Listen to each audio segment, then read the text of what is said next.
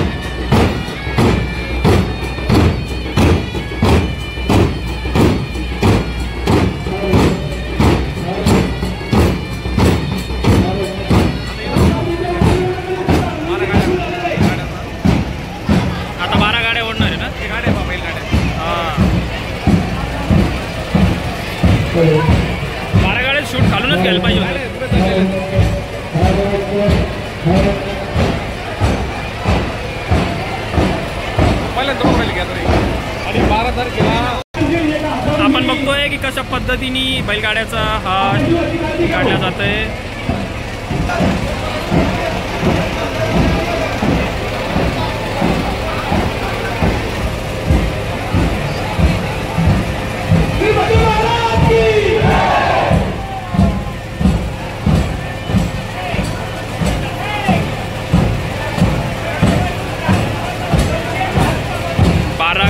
भरलेल्या आहेत पूर्ण।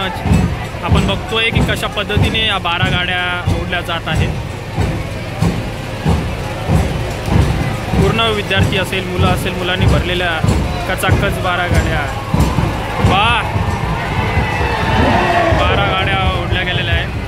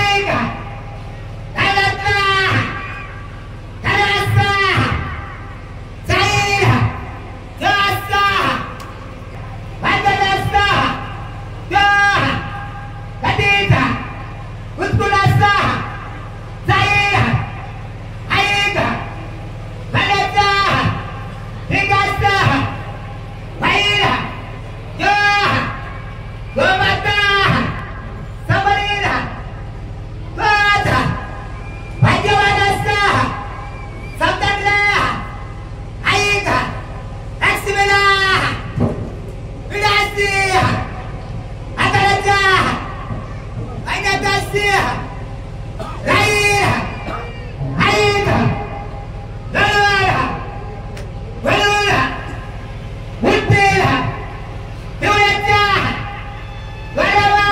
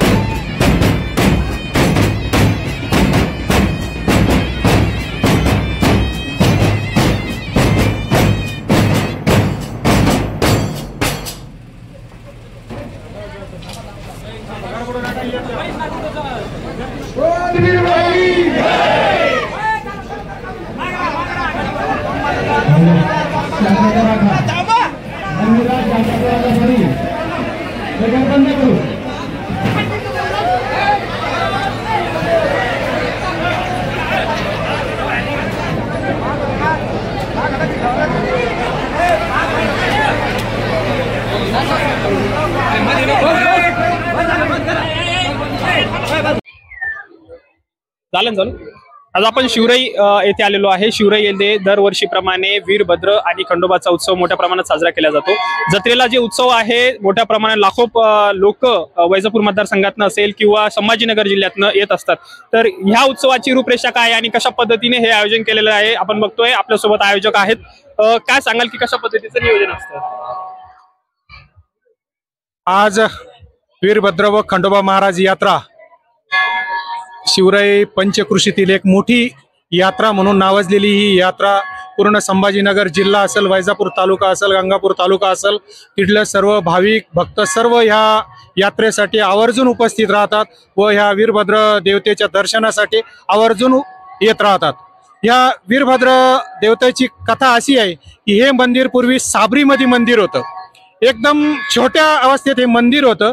हे देवस्थान हे घोडेगिरी जे कर्नाटक मध्ये वीरभद्र म्हणून मोठं संस्थान आहे, म्हणजे हेच स्थान मूळ जे महत्वाचं स्थान आहे हे घोडेगिरी म्हणून त्याच्यामध्ये कर्नाटकमध्ये आहे. त्याचा एक भाग म्हणून हे इथं हे देवस्थान आहे. या देवस्थानाची महिमा अशी आहे इथं जर सर्पदंश झाला तर याला दवाखान्यात जाण्याची गरज नाही. गेले 300 वर्षापासून इथं एकही पेशंट दगावलेला नाहीये.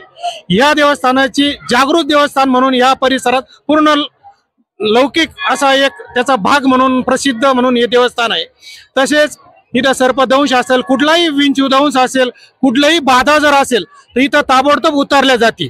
या देवाची आख्यायिका अशी इथं नुसतं पेशंट जरी आलं आणि इथं जाप जरी लावले तरी ते पूर्ण विष त्याचं उतरलं जातं. असं ह्या वीरभद्राची व वीरवा संस्थांची आख्यायिका आहे.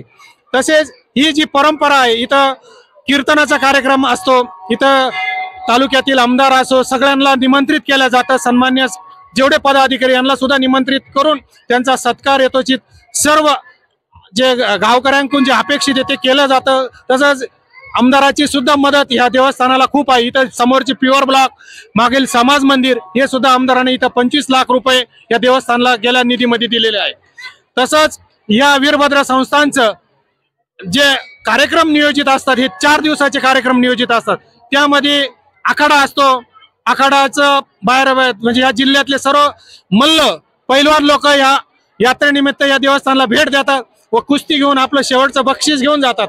त्यानंतर इथं लोकनाट्य तमाशा रात्री लोकांना करमणूक म्हणून एक जिवंत कला म्हणून लोकनाट्य म्हणजे तमाशा सुद्धा या त्या निमित्तानं इथं येत असतो. त्याचा सुद्धा आनंद इथले यात्रेकरू किंवा गावकरी घेत असतात. तसेच तिसऱ्या दिवशी बैल शर्यत जी पश्चिम महाराष्ट्रात शंकरपट म्हणून नावाजलेली असती ती काही प्रमाणात का होत नाही, पण आम्ही तिचा आनंद घेतो व ती शंकरपटाचा कार्यक्रम हा तिसऱ्या दिवशी आयोजित केलेला असतो. आणि त्याच दिवशी संध्याकाळी त्याची सांगता यात्रेची सांगता ही कीर्तनानं होती आणि पूर्ण यात्रा ही पुढल्या वर्षासाठी पुन्हा आम्ही निरोप देऊन पुढल्या वर्षासाठी तिची काय वाट बघत असतो. म्हणून मी सांगतो की सर्वांनी या यात्रेच्या मी सर्वांना शुभेच्छा देतो व सर्वांनी या यात्रेचा आनंद घ्यावा हीच नम्र विनंती. धन्यवाद. किती वर्षापासून सुरू आहे यात्रा? ही यात्रा गेले म्हणजे आम्हाला जरी आठवत नाही पण गेले 500 वर्षापासून ही यात्रा चालू आहे. हे देवस्थानाचं मंदिर एकदम छोटं मंदिर होतं. साबरीमध्ये हे मंदिर होतं पण त्याचं रूपांतर नंतर थोडस लोकांनी गावकऱ्यांनी जुन्या पद्धतीने केलं आणि गेल्या वर्षी आम्ही सगळ्यांनी याला वर्गणी करून गावाने जवळपास 24 लाख रुपये वर्गणी करून ही तुम्हाला समोर जी वास्तू दिसते ही सर्व कुठलीही कोणाची बाहेरची मदत नाही, कुठलीही कोणाची म्हणजे नेत्याची मदत नाही. हे पूर्ण मंदिर गावकऱ्यांनी स्वतःच्या पैशाने स्वतःच्या वर्गणीने उभं केलेलं हे जे सुंदर वास्तू कला दिसती हे सर्व गावकऱ्यांचे उपकार व गावकऱ्यांनी दिलेलं दान त्याच्यातून उभं राहिलेली हे मंदिर आहे. नियोजन कशा पद्धतीचं असतं नेमकं? हे नियोजन सर्व ग्रामपंचायतीच्या अंतर्गत असतं. जी ग्रामपंचायत अस्तित्वात येईल मग ती कोणाची ग्रामपंचायत असो, ती ग्रामपंचायत ह्या देवस्थानाचं पूर्ण नियोजन करीत असतं. मग याचे कुठले कार्यक्रम असो, कुठलं नियोजन असो, कलरचं काम असो, हे काम सर्व ग्रामपंचायतीच्या अंतर्गत होत असतं.